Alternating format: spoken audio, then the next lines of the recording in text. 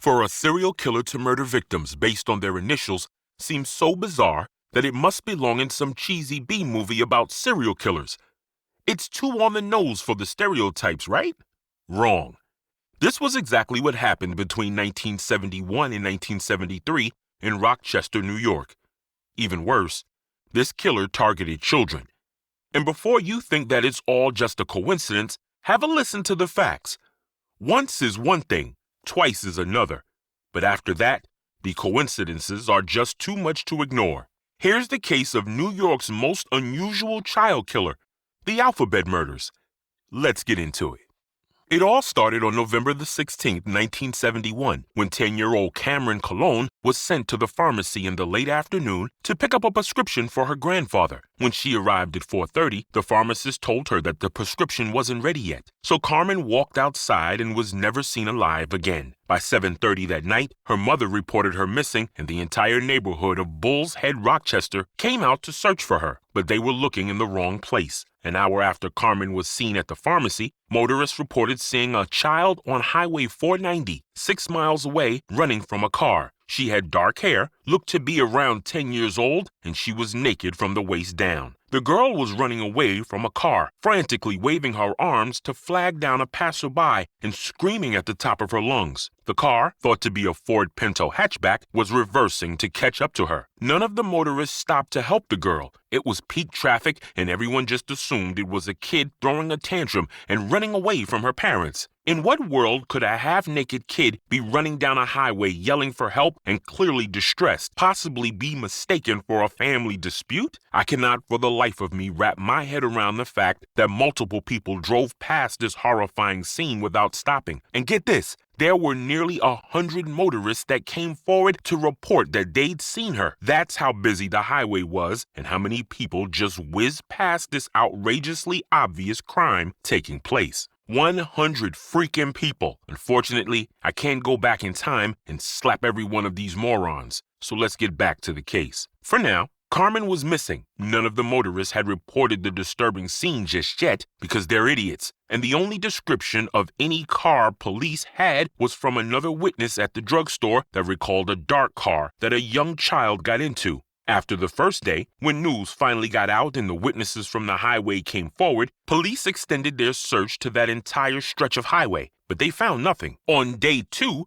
Carmen's body was found 12 miles away in a town called Churchville. 2 teenagers out riding their bikes thought it was a broken doll propped up against a boulder in a wooded area, but when they got closer, they realized that it was the brutalized body of a little girl. The dried tracks of tears were still visible on her cheeks. Carmen was naked from the waist down and still wearing the shoes, socks, and sweater that the motorists had seen her in. She'd been terribly beaten, sexually assaulted, and finally strangled by her attacker. She had scratch marks made by the killer's fingernails all over her body, and her skull and one vertebrae in her spine were fractured. They found no forensic evidence in, on, or around her body. This case was ice cold from the get-go. Now, before we move on to the next victim, there are a few details about Carmen's life that are going to be important later, so listen carefully. First, Carmen was in a special needs class. She had no learning difficulties. She was simply placed in that class because she lived most of her short life in Puerto Rico, and as a result, she struggled with her English. Secondly, she came from a broken home. She was the oldest of 6 siblings and was born when her mother was still a teenager. Her large family were close-knit, but understandably between 5 other siblings,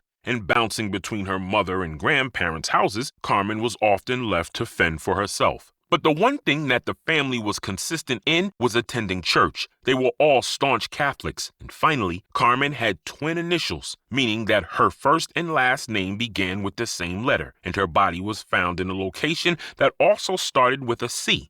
I know these details seem random, but I promise it's going to come up again. More than a year went by, and Rochester all but forgot about little Carmen's murder. But Rochester was about to be reminded of the danger their children were in on the 2nd of April, 1972. 11-year-old Wanda Walkowicz was sent out on an errand in the late afternoon. She stopped at the deli, picked up the groceries, as well as a few pieces of candy, and then she disappeared along the 15-minute walk back home. 3 hours later, she was reported missing by her mother, and much of the same ensued. Massive searches in the surrounding area, with every able-bodied man in the neighborhood and the police station deployed. Wanda was seen walking along her designated route by classmates. The kids also saw a brown car on the street, but didn't think too much of it at the time. Wanda was found the next morning dumped in a ditch along State Route 104 in a town called Webster, 7 miles away from her home. This time, the crime scene was different. Yes, Wanda too had been beaten and assaulted, and judging by the bruises on her hands, that little girl fought back with every fiber of her being. But the killer hadn't been nearly as brutal or careful about cleaning up this time. She was fed custard and redressed before she died, suggesting that the killer had spent more time with her. She'd also been strangled with a belt from behind. Carmen was strangled manually, left naked,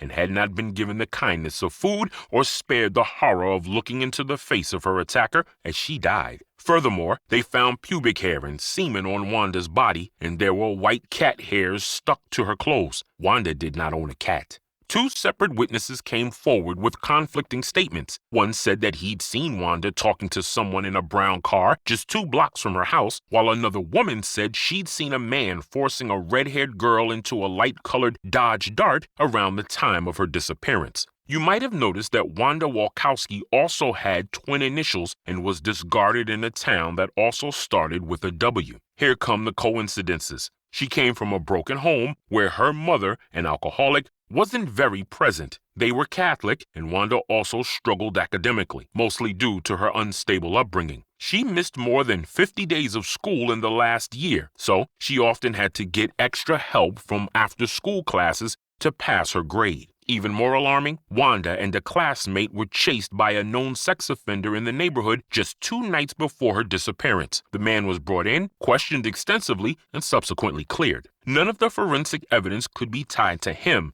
and several witnesses placed him miles away from the crime scene and abduction site that day. But this goes to show that Wanda had very little oversight by the adults in her life, making her especially vulnerable and therefore more likely to come face to face with predatory dangers. By now, the whole of New York State had started to connect the dots. 2 girls, both with twin initials. Both bodies were found in a place that also started with the same letter as their initials. They were both in the special education sphere, from the same place, Catholics, and they came from single-parent homes. It was dubbed the alphabet murders, and every parent kept their kids indoors, whether they had twin initials or not, especially during the late afternoon. 7 months later, 11-year-old Michelle Maenza became the killer's next victim. She too came from a broken home, but unlike the other 2, her Catholic mother was extremely present in her daughters' lives, to the point that Michelle and her sisters were made fun of for being so babied so much. Though Michelle was in the grade appropriate for her age, she struggled in school and was described as being emotionally stunted in comparison to her peers. This led to a lot of bullying, but even if her classmates were cruel, Michelle was always kind, sweet, and at times extremely naive. On that day, she was made to stay after school for detention, forcing her to walk home alone instead of with her mother, as she usually did. Sadly, poor Michelle was the object of a pair of bullies on the playground that day, resulting in the school putting both Michelle and her tiny tormentors in detention, even though Michelle was the victim of that incident.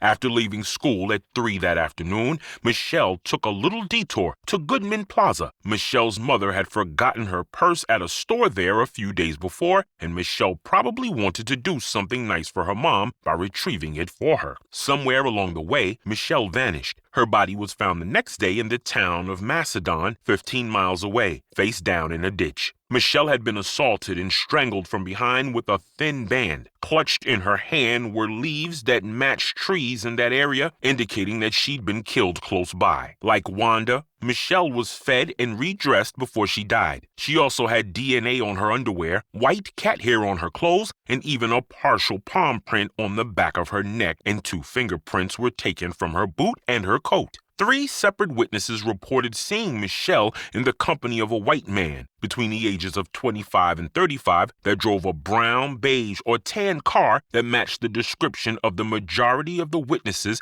in the 2 previous murders. The first witness said that he saw a child in the front seat of a tan car crying just minutes after Michelle walked out of school. The second witness was a woman that reported seeing a man at a burger joint in Penfield, same car and the same child that looked an awful lot like Michelle in the front seat just an hour after she was kidnapped. The public had not been made aware that the autopsy found hamburger and onions in Michelle's stomach, so this was a very promising lead. The woman said that the man was extremely tall, approximately 6 feet, and that he had dirty hands like a mechanic or a manual laborer would have. The third witness was a man that stopped beside a car pulled over on the side of the road 2.5 hours after Michelle's disappearance and just a mile away from where Michelle's body was later found. The driver of the tan or beige car was a tall white man that had a child with him. The witness pulled over thinking that the man was having car trouble. Instead of a grateful father and daughter, the witness was met with an extremely agitated man. The killer shoved Michelle behind him and forcefully told the man that they didn't need any help. The man was so startled by the venom and the frightened-looking girl that he tried to get the license plate, but the killer had intentionally put his body in front of the plates to obscure them. Michelle had very distinctive features, so it's unlikely that she was misidentified. The car matched, and the proximity to the crime scene, it's all but certain that this was the killer and that another motorist had missed an opportunity to save another little girl, though this one at least had good intentions.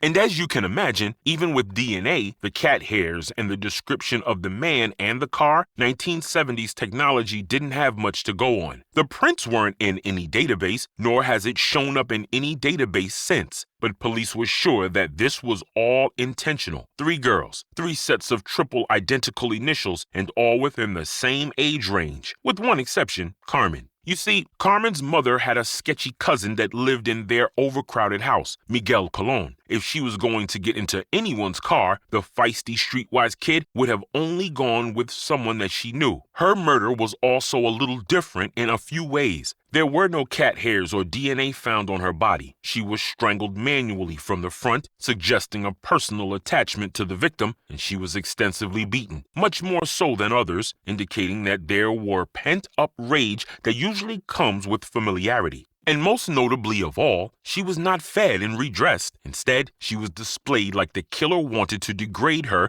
in the eyes of the public. Colón was questioned, but he fled to Puerto Rico in the days after Carmen's murder. He eventually returned to the U.S., but there's never been any definitive evidence to link him to Carmen's death, though he did try to kill her mother a few years later, and then he took his own life shortly afterwards. Another suspect was Dennis Termini, an ex-firefighter and serial rapist known to have committed no less than 14 assaults against teenage girls between 71 and 73. He owned a white cat and didn't clock in for work on the day of Carmen's murder. His DNA didn't match the sample found on Wanda's body, and the sample on Michelle's body was improperly stored, so we're never getting anything from that. A few other serial killers and offenders were brought in, but their prints and DNA didn't match either. So we're back to square one. Here's the thing. I both agree and disagree with the theories. Let's start with the flimsiest of connections between victims, the fact that they all had learning disabilities. Neglected kids are most often targeted, and unfortunately, kids who've been neglected their entire lives are much more likely to have developmental delays. So no, I think that angle's purely coincidental. Same goes for the fact that they were all Catholic. Back in the 70s, 30% of Rochester's population were Catholic. That's a pretty big pool of kids to pick from, and the chances were already astronomically high for all of them to adhere to the same faith. As for their ages, they all fit the profile. That is true.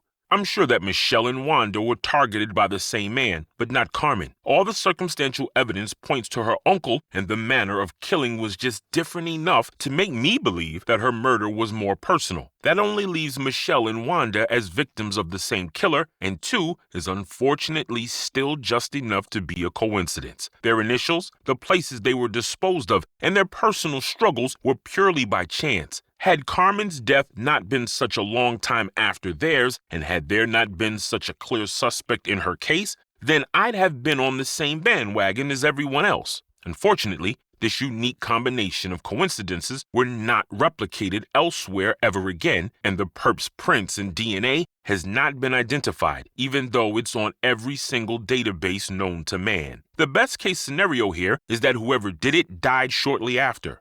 Personally, I hope he was run over by a truck and then died slowly as wild animals ate him alive. I mean, if these girls can't get justice through the legal system, then at least a little suffering for him isn't too much to ask, now is it? But what about you? Do you think they were all chosen by their initials? That this was all an obsession as sick as the killer's need to hurt innocent little girls? Or do you agree with me that it might just be two separate cases and that leaves enough room for coincidence to be logically put on the table? You know what to do. Leave your theories in the comments below. The team's always here taking notes and adding your suggestions for future cases to our long-running docket. Like, subscribe, and keep an eye on your babies. Monsters never sleep, so you must always be vigilant. See you in the next one, people.